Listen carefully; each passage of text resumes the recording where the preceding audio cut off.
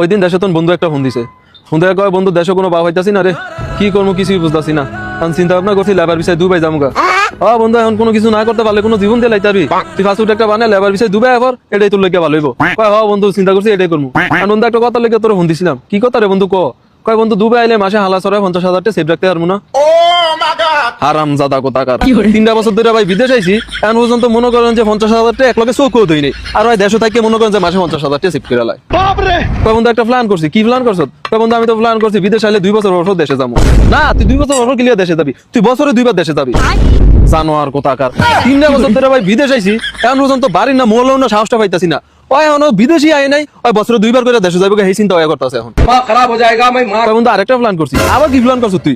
বন্ধু আমি তো প্ল্যান করছি বিদেশ গিয়ে 2টা বছর খিচা গামলা দিমু, 2টা বছরে 10 লাখ টাকা ক্যাশ করবো, পরে একবারে দেশে যাবো, দেশে গিয়ে 10 লাখ টাকা একটা ব্যবসা দিমু, পরে আরাম এসে বাড়িটা জীবন বউ বাচ্চা কাচ্চা লয়ে কাটা দিমু। আর কি রা কইতে মন চায় কন্ত ভাই, তুই বাজান একটা বার বিদেশ আয়, তুই বিদেশ আয় দেখ আসলে বিদেশের নমুনাটা কেমন। এই হেডার প্ল্যান করে আমি নিজেও আইছিলাম, আজ মনে কর যে আমার জান যায় যায় অবস্থা। তুই বাজান খালি একটা বার বিদেশ আয় দেখ বিদেশের নমুনাটা কেমন। প্রথম ঠেলাই মনে কর যে তুই একটা অভাবের তলে হয়ে যাবি। এই যে অভাবের তলে পড়বি, এই অভাবের তুই আর উঠতে পারতি না।